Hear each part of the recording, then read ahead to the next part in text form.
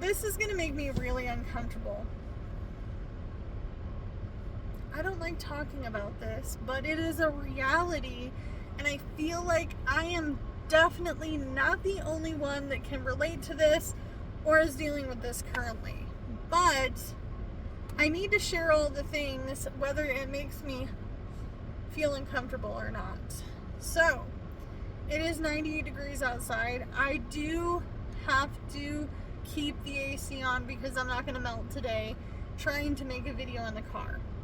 And the reason I'm in the car is because this needs to be a private conversation between you and me, and I don't need kids to be hearing this stuff, because even though it's already floating around the internet, and I have one child who's old enough to do the Googling of all the things, I don't feel like it's necessary to give them anxiety over something that is not in their control to begin with, because they're kids.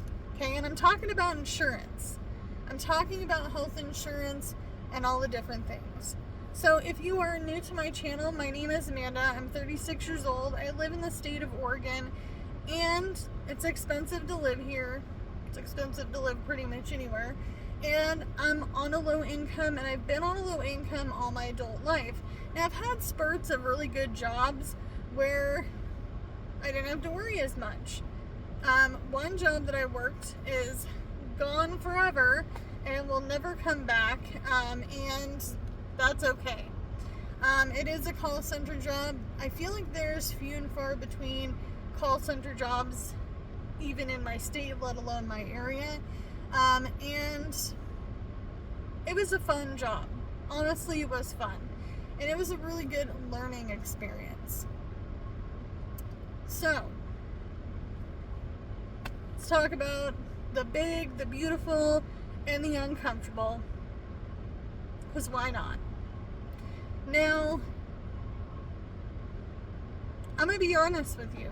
This is not a topic that I share with everybody, not even my friends. So, I'm going to share this with some of my besties, and I'm talking my real life besties, like the here in the now and in the flesh besties, because they know that this makes me uncomfortable, because things with the big and the beautiful have made everything change. And I made a little freak out video where I was freaking out, and I was anxious, and I was honest, and I was just all these emotions at once. So I did do some research. I did call my health plan. I also made some calls to work. I talked to the people that I needed to talk to, the channels I needed to talk to at work about health insurance. So, first of all, I got a lot of backlash because of two subjects. Number one, voting. You don't know who I voted for. You don't know what political views I stand for. And you definitely have missed a few very, very important, I mean super important details about my life. If you think that I'm getting what I voted for, negative comment about voting, I don't want to share who I voted for. I'm not going to share who I voted for.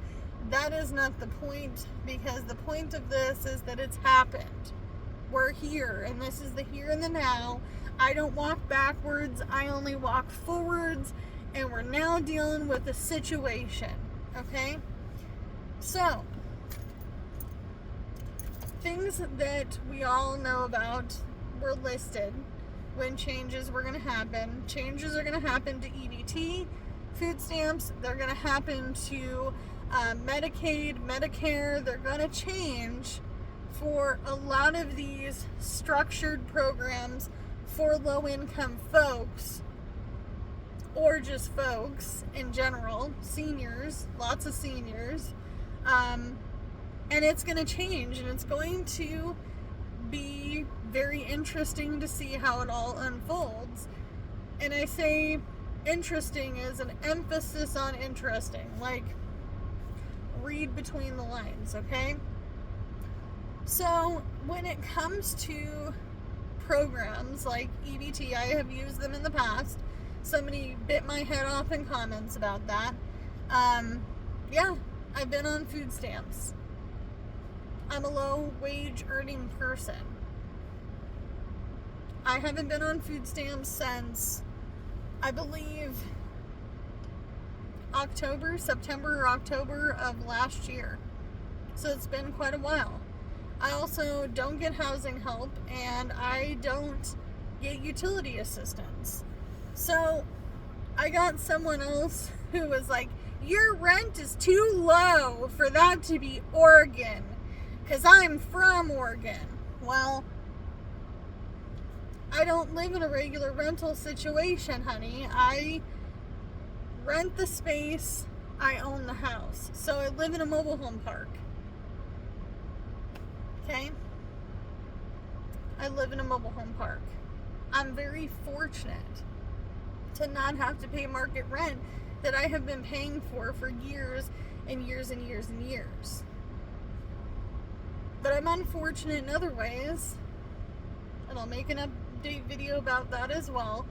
But there are going to be some serious changes to my mobile home park because it was bought out in January by a huge company in a different state.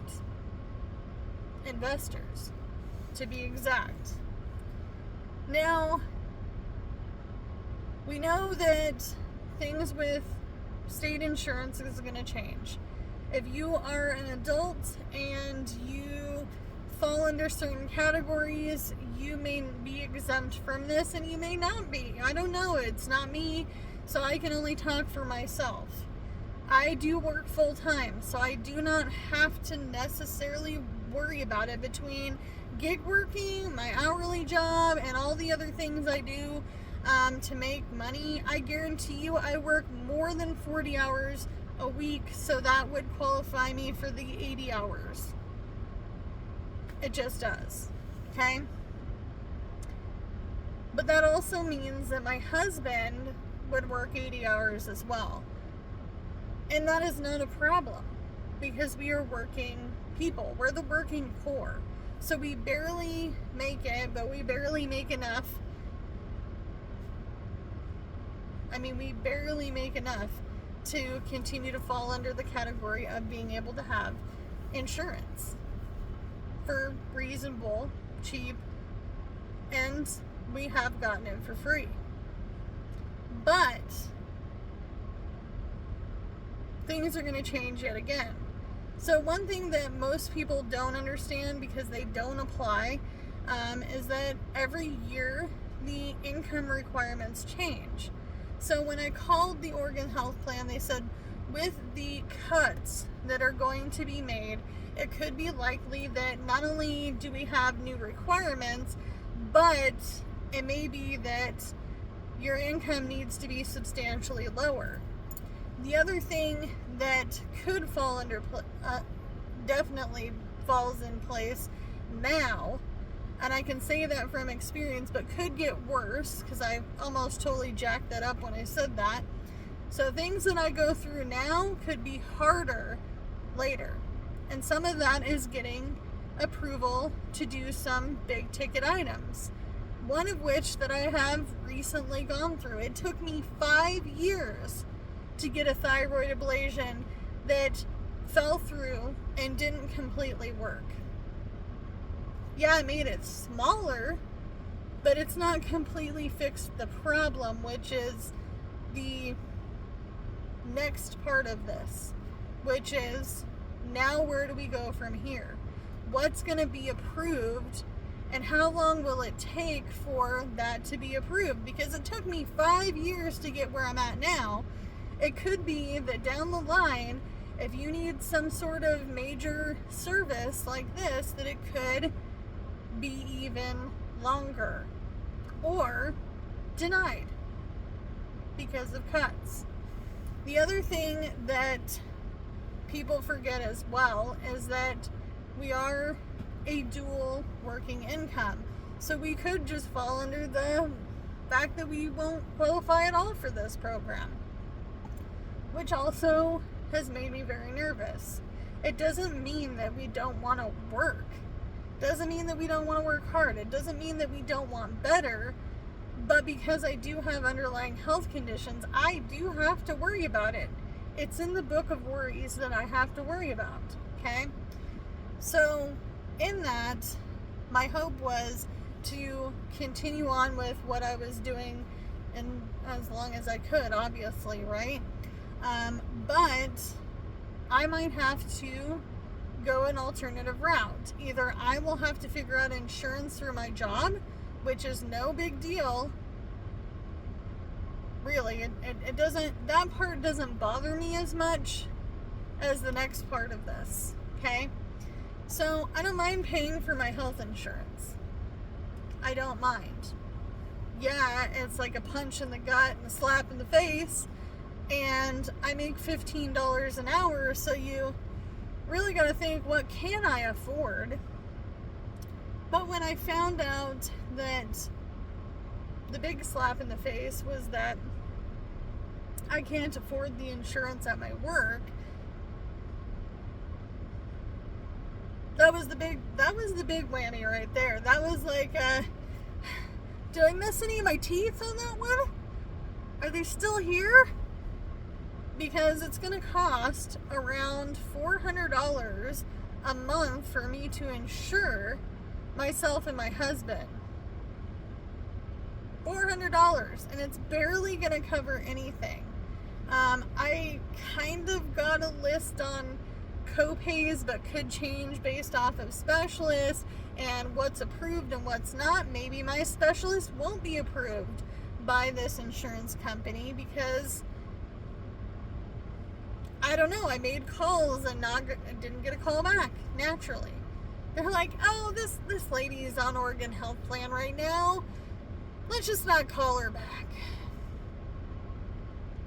And when you call your specialist office, it's not like they're going to be like, oh, here's the list of all the insurance companies that are covered by us. We would just have to run your insurance. That's what I got. We'll just have to run your insurance and see. Well, I need care from you guys. Please tell me, who do I get insurance through? Seems pretty obvious. Maybe I'm wrong. I don't know. Maybe they don't want to lead me on and give me terrible information, or they don't want to give me insurance advice, which I get. But I need my insurance to cover this specialist. So why not tell me yes or no? The other thing is the deductible is high as all get out. $6,000. That means that I have to pay out $6,000 before our insurance kicks in. I don't have $6,000 to spend on medical or pretty much anything exponential because I'm making $15 an hour. DoorDash is slow. I'm not making money off DoorDash like I was before. It's not even the same as it was when we were in the pandemic. It's not the same as it was even a year ago. It's not the same. Which, by the way, if you do DoorDash and you are concerned, you can sign up for insurance through gig working. I don't know what yours looks like, but it's Blue Cross Blue Shield for DoorDash. I don't know any of that. I'm still looking into that as well. Could be a possibility. But I don't have $6,000 out of my $15 an hour job with high income tax because I live in Oregon on all these different things. I would be up a creek. $6,000 is a lot. And I know I've talked to some of my members in personal messages on Instagram about this, and they're not surprised because a lot of businesses have insurance to offer their employees, but it's what they can offer. It's what they can offer. And I'm grateful that my work does offer insurance. And if you are a single person, or if you are a person just with a spouse or maybe you have a child, then it looks a little different. However, most of my coworkers are on state insurance. Because I've asked, how's the insurance here? Well, I don't know, I have state insurance right now. Okay, thanks. One of my coworkers is freaking out too. I don't know what I'll do. It's making me nervous. So the truth is that I don't know what I'm going to do. I don't know. I might have to leave the state of Oregon, not only because of housing and jobs and all the other things, but because it's expensive here, and how will I sacrifice something to be able to gain proper health care? Someone said to just stop my treatment. Just stop your treatment, go natural, and all the things. I wish I could. But I cannot stop the treatment now. I'm in limbo with all the things, okay? You don't want to be walking around with some serious things that could take your life. Someone's like, well, I have thyroid disease and it won't take my life. Do you have hypo or hyper? Which one do you have? Because hypo, at my rate of having it, and I showed you guys pictures at the end of that video, wasn't to show you selfies, it was to show you how much that affected me. Go back and look. You can see my face now. Go look at my face the way it looked in those pictures. Two totally different people almost. Look at my neck in those pictures. Do you guys remember, if you've been with me long enough, how big my neck was when I first started this showing of my face? I mean, I was only hands, cash, and budgeting for over a year and a half on this channel. But I was afraid because I had this huge goiter in my neck. And I've already gone through what's called a pre-thyroid storm. Also, Google thyroid inferno and all the different things to deal with hyperthyroidism and what happens if you don't take care of yourself. If you know that you have a huge health issue, don't leave it aside. Don't not get your medicine. Don't wait until it's too late. I didn't take this as serious as I thought I was needing to take it serious. And I would skip out. What did I do? I paid the price. I woke up in the ICU. Scared. With multiple doctors and 2 ER doctors that came up from the night before. Amanda, you need to take care of yourself. We thought that this was going to be a end situation for you. Scared the ever-living crap out of my husband. I mean, he could not get 911 fast enough. He couldn't get someone fast enough to the point where he was like, I need an escort. I need you to follow me. Because I wasn't taking it serious, I could have lost my life. Don't wait until it's too late. I don't care what you have to do. It might have to be extreme. Might have to be an extreme to the point where you're going to be like, what can I live without that's a luxury? I'm talking internet's a luxury. I'm talking your phone can be a luxury. I use my phone to make videos and I use it to make money. So it is a part of my business at this point. But maybe your phone could be a luxury. Maybe You get your eyelashes done and your hair done and your nails done and all the things. That's a luxury. Maybe you like going to the gym. And yes, the gym keeps you motivated, but you might have to find alternative ways to exercise. You may have to cancel a subscription to something. You might have to go, how am I going to come up with the $400 that I just lost from my paycheck? I might have to. For insurance. No matter what it is, because something is better than nothing. I am going to look on Marketplace first, though, and always keep that in the back of my mind that the OHP stuff could end and I could be on Marketplace tomorrow. I don't know. I might have to leave the only place I know because everything is too expensive. And that's heartbreaking for me. Like,